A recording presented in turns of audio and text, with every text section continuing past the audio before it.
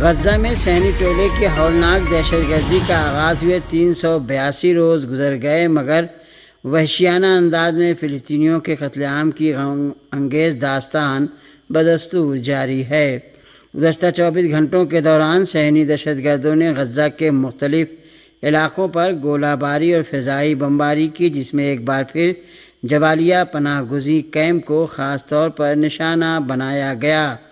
شمالی غزہ میں واقع اس کیمپ کی ایک رہائشی عمارت کو صہیونی دہشت گردوں نے بمباری کر کے تباہ کر دیا۔ اس علاقے میں بمباری کا سلسلہ کافی دیر تک جاری رہا۔ اس کے علاوہ غزہ کے رفح شہر کے مرکزی اور مغربی علاقوں پر گولہ باری کی۔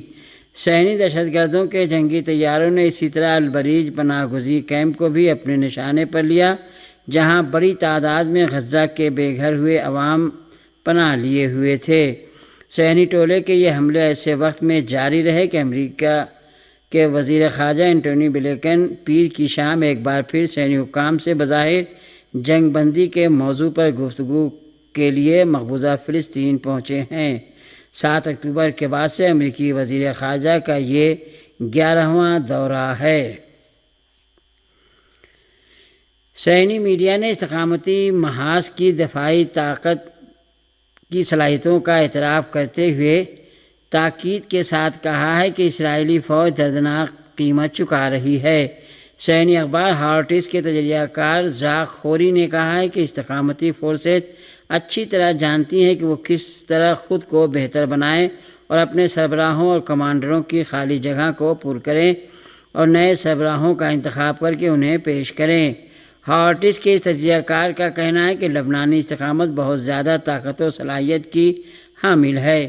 اسی سلسلے میں صہیونیوں کے مذہبی علماء کے مرکز کے سربراہ طالباری کا کہنا ہے کہ صہیونی حکومت کی جانب سے حزب اللہ لبنان کے مراکز پر بمباری کے باوجود جائزوں سے پتہ چلتا ہے کہ لبنانی استقامت کے اندر کافی زیادہ صلاحیتیں موجود ہیں اور وہ اسرائیل کو کافی نقصان پہنچا رہی ہے۔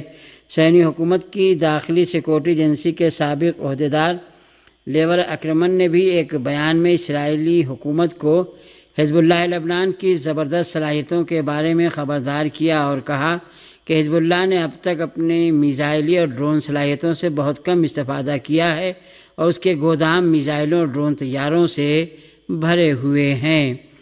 اس سابق صہیونی عہدیدار نے اعتراف کیا ہے کہ حزب اللہ نے اب تک اپنی صلاحیتوں کا صرف 8واں حصہ استعمال کیا ہے۔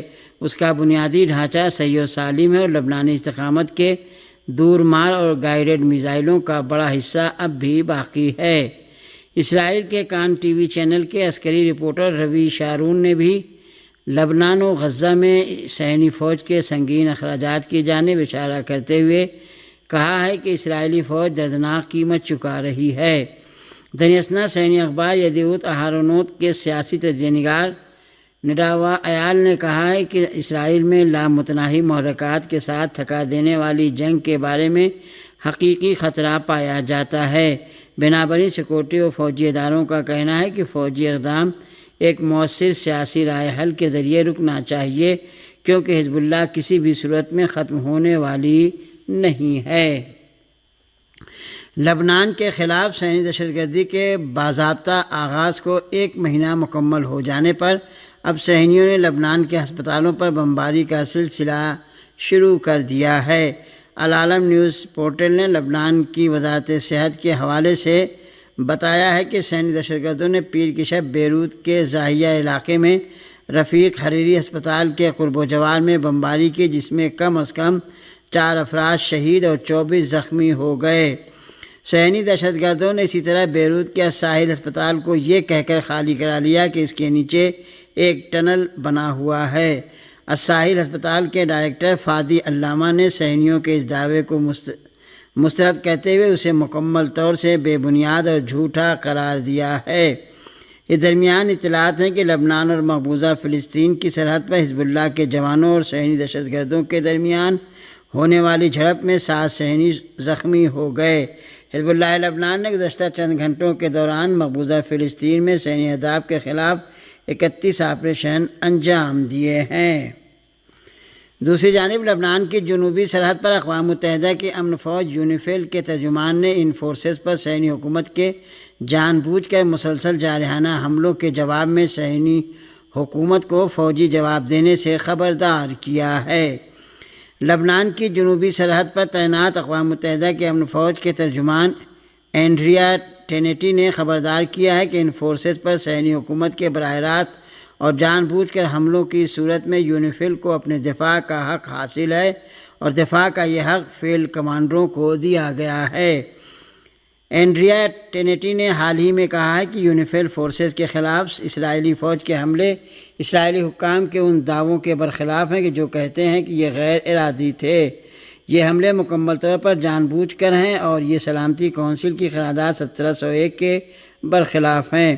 اسی دوران مغربی ایشیا میں اقوام متحدہ کے خصوصی رابطہ کار تھریونس لینڈ نے غزہ کی ابتر صورتحال کے بارے میں خبردار کرتے ہوئے کہا کہ اس علاقے میں کوئی محفوظ جگہ نہیں ہے۔ بیت لاہیہ پر اسرائیلی فضائی حملوں میں درجنوں شہری مارے گئے ہیں۔ تھریونس لینڈ نے غزہ اور لبنان میں شہریوں پر اسرائیل کے مسلسل حملوں کی مذمت کرتے ہوئے جنگ کے خاتمے، شہریوں کے تحفظ اور انسانی امداد بلا رکاوٹ پہنچائے جانے کا مطالبہ کیا۔ اقوام متحدہ کے بچوں کے فنڈ کے ترجمان جیمز ایلڈر نے بھی غزہ میں بچوں کی انتہائی تباہ کن صورتحال کے بارے میں کہا کہ غزہ ہزاروں معصوم بچوں کے قبرستان میں تبدیل ہو چکا ہے۔ ایران کے وزیر خارجہ نے غاصبوں کی ایران پر حملے کی دھمکی کی جانب اشارہ کرتے ہوئے کہا ہے کہ وہ جانتے ہیں کہ اگر ایٹمی تنصیبات پر حملہ کریں گے تو انہیں کیسا جواب دیا جائے گا۔ ایران کے وزیر خارجہ سید عباس عراقچی نے منگل کو کویت میں ایک پریس کانفرنس میں علاقے کے ممالک کے لیے اپنے پیغام کے بارے میں کہا ہے کہ ہمارا پیغام پوری طرح واضح ہے۔ صہیونی حکومت علاقے میں جنگ کو پھیلانے کی کوشش کر رہی ہے اور ہمیں اس المیہ کو روکنا چاہیے۔ عباس عراقچی نے کہا کہ غزہ اور لبنان کی صورتحال بحرانی ہے اور صہیونی حکومت کے حملے بند ہونے چاہیے۔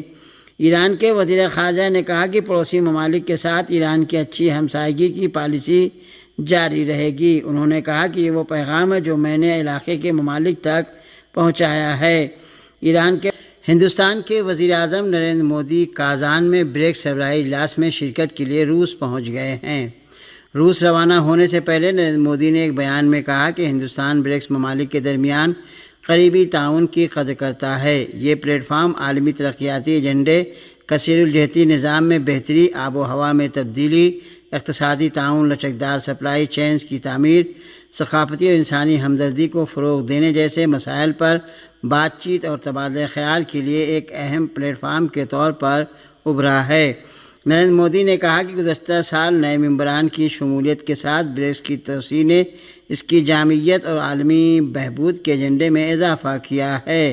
بریکس ممالک دنیا کی اہم معیشتیں ہیں۔ اس گروپ میں مزید 5 نئے اراکین مصر، ایتھوپیا، ایران، سعودی عرب اور متحدہ عرب امارات کے شامل ہونے کے بعد اس کے اراکین کی تعداد 10 ہو گئی ہے۔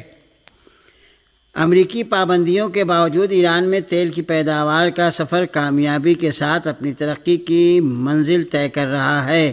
یہ انکشاف انرجی کی بین الاقوامی ایجنسی IAEA کی ایک رپورٹ میں ہوا ہے۔ فارس نیوز ایجنسی کے مطابق انرجی کی بین الاقوامی ایجنسی IAEA نے اپنی ایک رپورٹ میں کہا ہے کہ اس وقت ایران میں تیل کی پیداوار کی سطح پابندیوں سے قبل ہونے والی پیداوار کی سطح سے صرف 1,80,000 بیرل ہی پیچھے ہے۔ اگست میں ایران کی تیل کی پیداوار 34,20,000 بیرل یومیہ تک پہنچ گئی۔ یہ بات IAEA کے تازہ ترین اعداد و شمار سے ظاہر ہوتی ہے۔ جولائی میں ایران نے 33,80,000 بیرل یومیہ تیل پیدا کیا تھا۔ اس طرح اگست میں ایران کی تیل کی پیداوار میں 40,000 بیرل یومیہ اضافہ ہوا ہے۔ اور آخر میں یہ خبر کہ سعودی عرب کی وزارت خارجہ نے ایک بیان میں شمالی غزہ اور مسجد الاقصیٰ پر جارح صہیونی فوجیوں کے حملے کی شدید مذمت کی ہے۔ سعودی وزارت خارجہ کے بیان میں کہا گیا ہے کہ سعودی عرب ان غیر قانونی اقدامات کو سختی سے مسترد کرتا ہے جو بین الاقوامی اور انسانی قوانین کی صریح خلاف ورزی ہیں۔ اس وزارت نے ان خلاف ورزیوں کو روکنے کے لیے کہ جس سے خطے میں سلامتی اور استحکام کو خطرہ ہے، بین الاقوامی برادری اور متعلقہ حکام کی جانب سے فوری کارروائی کی ضرورت پر زور دیا ہے۔ سعودی وزارت خارجہ نے اسی طرح عالمی برادری بالخصوص سلامتی کونسل کے مستقل ارکان سے بھی مطالبہ کیا ہے کہ وہ کشیدگی میں خطرناک حد تک شدت پورا ہونے کے تعلق سے اپنی ذمہ داریاں قبول کریں۔ اس بیان میں فلسطینی شہریوں کی حمایت اور اسلامی مقدس مقامات کی حفاظت اور فلسطینی قوم کے جائز حقوق کی بحالی کے لیے کی جانے والی کوششوں کی حمایت کی اہمیت پر بھی زور دیا گیا۔ سعودی وزارت خارجہ نے غزہ میں انسانی صورتحال کو مزید بگڑنے سے روکنے کے لیے فوری جنگ بندی کا مطالبہ کیا ہے اور